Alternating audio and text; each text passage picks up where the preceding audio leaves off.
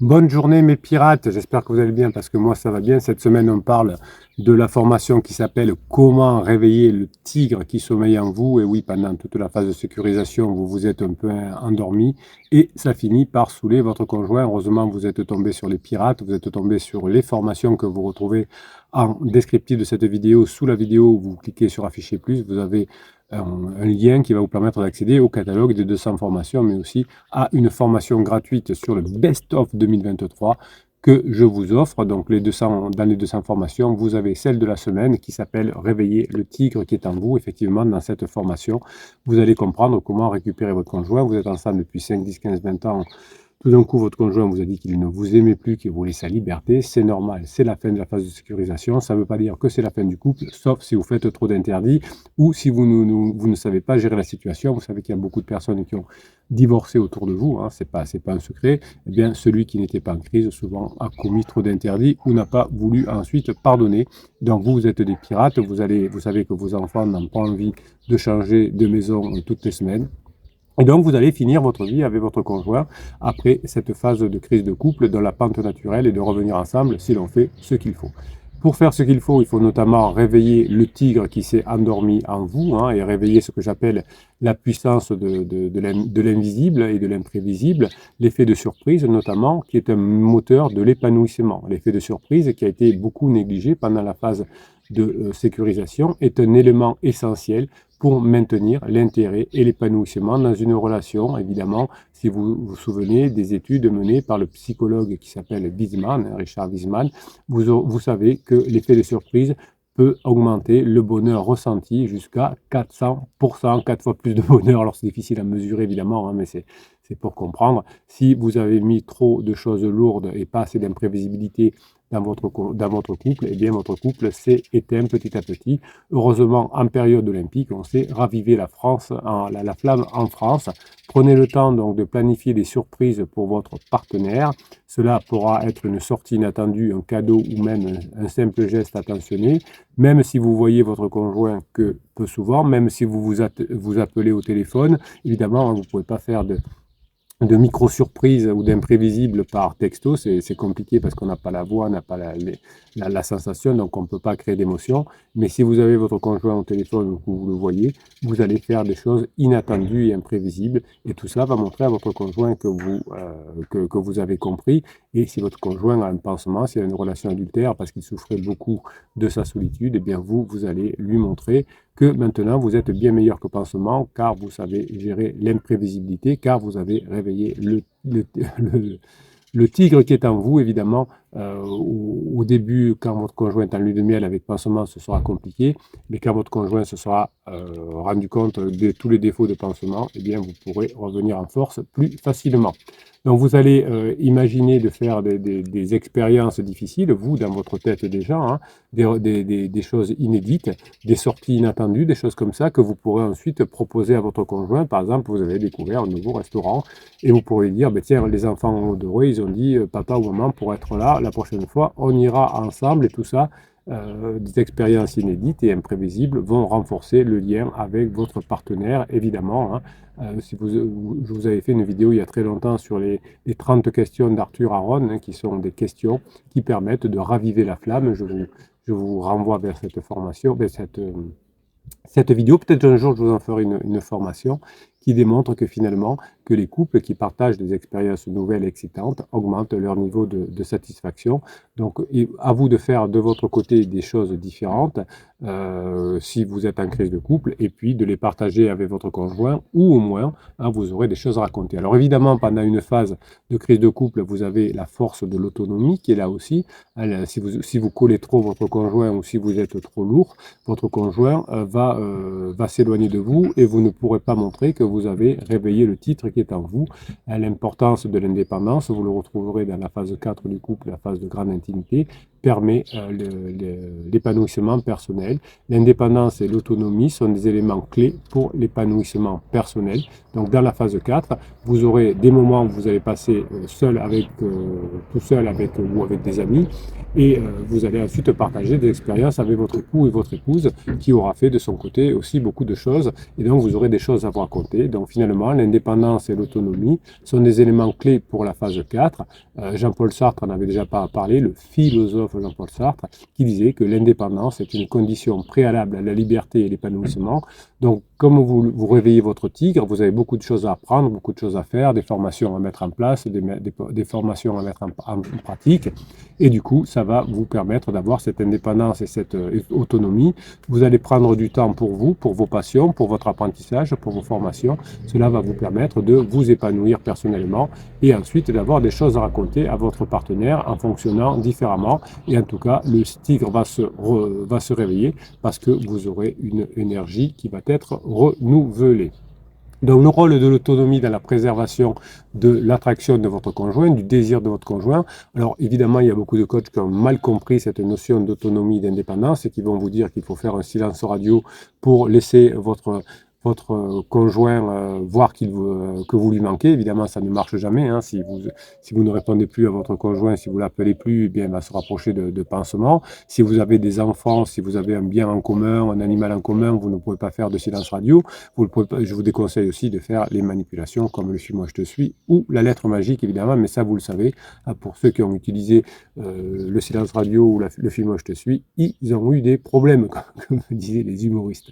Donc vous allez en revanche, vous cultiver l'autonomie et l'indépendance, vous n'êtes plus en codépendance avec votre conjoint, vous n'êtes plus dépendant de votre conjoint. Si vous êtes encore en dépendance affective, vous faites la formation dépendance affective qui va vous permettre de la diminuer et vous allez préserver l'attraction dans votre relation. Si vous vous souvenez des travaux de Mark Snyder, hein, vous allez SNYDER, oui je sais que le capitaine SNYDER, capitaine, il prononce mal des fois les choses.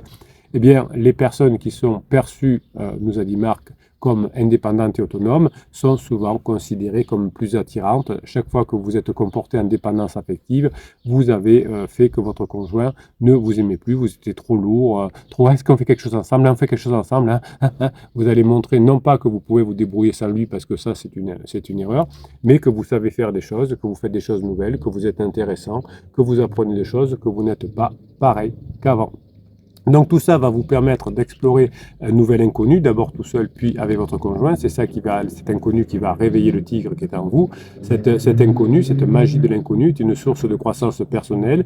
Et comme votre couple est un système, vous plus votre conjoint, quand un des deux membres du couple fait une croissance personnelle, parce qu'il se forme, parce qu'il apprend, eh bien tout le couple se grandit.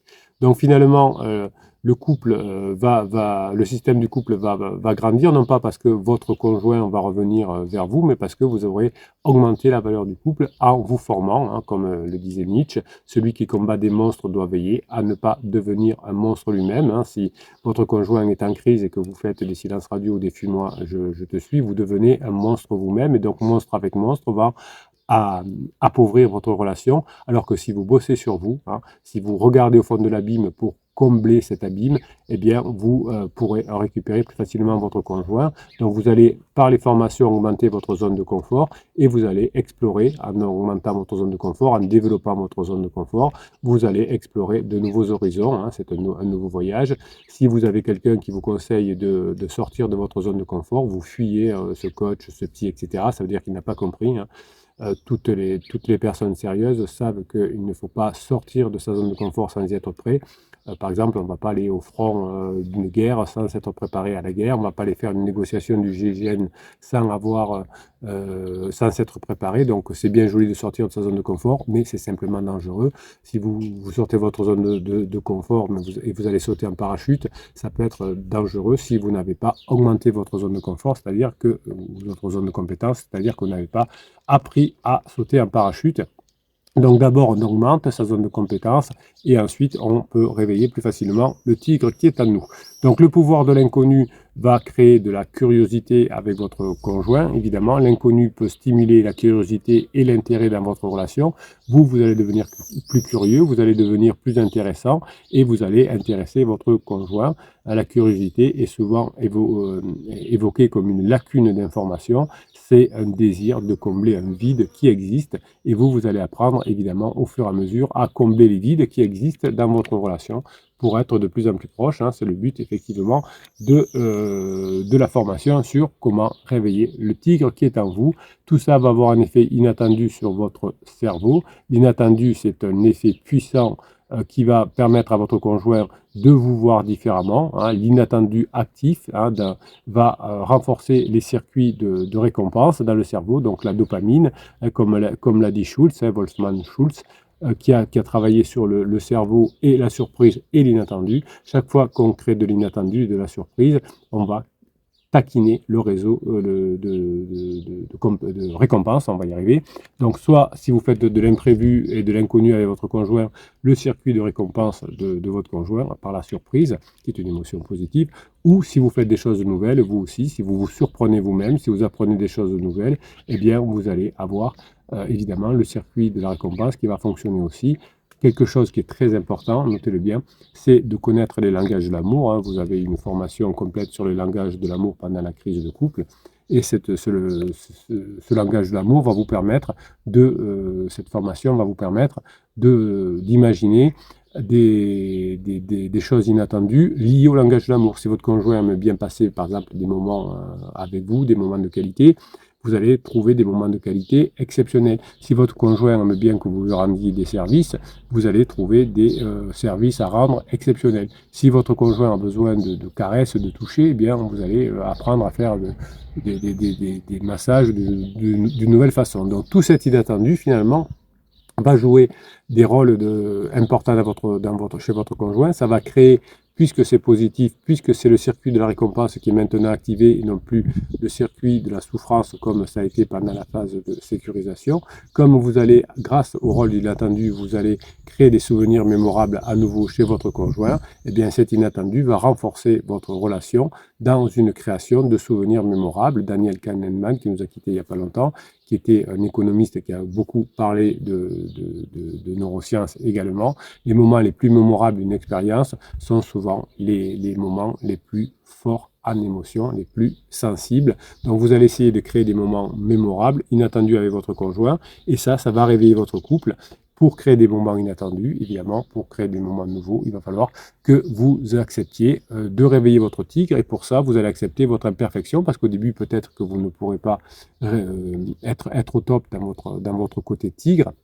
Mais l'acceptation de votre imperfection et aussi de l'imperfection de votre conjoint également, et de l'imperfection du capitaine également, est une clé pour l'épanouissement personnel et le développement. À partir du moment où on comprend que, bien évidemment, tout le monde est imparfait, ça peut nous aider à nous rapprocher. Comme disait Kierkegaard, la vie ne peut pas être comprise en regardant vers le passé, mais elle peut être vécue en regardant vers l'avenir. Donc vous allez prendre le temps de réfléchir à vos imperfections, à la façon dont vous pouvez les accepter et à les utiliser pour vous améliorer. Vous pourrez mettre un plan d'action ensuite qui va vous permettre de réveiller votre titre. Effectivement, le rôle de l'imperfection est important dans l'attraction. L'imperfection peut jouer un rôle effectivement de ciment avec votre conjoint, parce que vous pourrez vous moquer de vous parce que vous êtes imparfait, vous pourrez vous taquiner votre conjoint pour son côté imparfait. Évidemment, hein, les personnes qui sont perçues comme étant authentiques, qui acceptent leurs imperfections, sont des personnes plus vraies, hein, donc ils sont mieux jugés, mieux évalués par les autres. Donc si vous voulez apparaître comme un tigre qui se réveille, eh bien vous allez accepter maintenant vos défauts. Pendant un moment, vous les avez cachés puisque vous aviez peur que votre conjoint vous abandonne. Eh bien grâce à cette formation, là, vous allez pouvoir être plus authentique et plus être vrai, être davantage vrai. Comme le disait Hélène Berchted, eh bien vous pourrez, chaque fois que vous allez devenir authentique et vrai, vous allez montrer que vous êtes honnête avec vous-même. Donc, puisque vous arrivez à vous taquiner, que vous arrivez même à faire de l'autodérision, que vous êtes digne de confiance parce que vous avez confiance en vous, parce que vous acceptez les perfections. Vous savez que peut-être pendant toute la phase de sécurisation, vous avez voulu toujours avoir raison, vous vouliez toujours avoir raison, et votre conjoint, finalement, vous l'a reproché. Donc, vous allez réveiller votre titre, et finalement, votre tigre, décidément, pourquoi je dis tigre à la place du titre? C'est bizarre, hein. Je suis bizarre comme garçon. J'ai des imperfections aussi. Ah bah bon, ah bah bon. Donc, vous Vous allez apprendre l'importance de l'inconfort quand vous allez redevenir un tigre. Hein, pour devenir un tigre, il faut accepter à réapprendre, donc comme un bébé tigre finalement. Et cette importance de l'inconfort est une source de croissance personnelle, de développement. Hein. Nietzsche nous l'avait dit avant ce qui ne nous tue pas nous rend plus fort. Donc en augmentant votre zone de confort, en devenant un tigre plus fort, eh bien, vous allez essayer de nouvelles choses et vous allez montrer à votre conjoint que vous avez changé. Vous allez avoir plein de choses à montrer à votre conjoint. Voilà, je vous laisse découvrir la formation Comment réveiller le tigre qui est en vous et les 200 autres formations en cliquant sur le bouton sur Afficher plus dessous, là, sous cette vidéo. Et vous allez avoir droit même à une formation gratuite, vous verrez. C'est tout expliqué en cliquant sur le lien. Et bien sûr, vous pourrez rejoindre le canal Telegram des pirates où le capitaine vous met des informations, des ressources toute la journée, mais aussi le groupe Facebook où vous pouvez, en plus des commentaires sur YouTube, hein, sur YouTube c'est là où il y a le plus de commentaires, mais vous pouvez aussi discuter sur le groupe Facebook et demander des conseils pour mettre en application les formations. Vous pouvez demander des conseils aux autres pirates plus avancés que vous ou qui ont déjà retrouvé leur conjoint. Voilà. Le groupe Facebook vous attend, on clique sous le lien en descriptif et on se retrouve de l'autre côté. Bonne formation à vous, réveillez le tigre qui est en vous, ça c'est bon, vous allez pouvoir utiliser cette formation pour tous les domaines de votre vie, y compris professionnel. Passez la journée que vous méritez.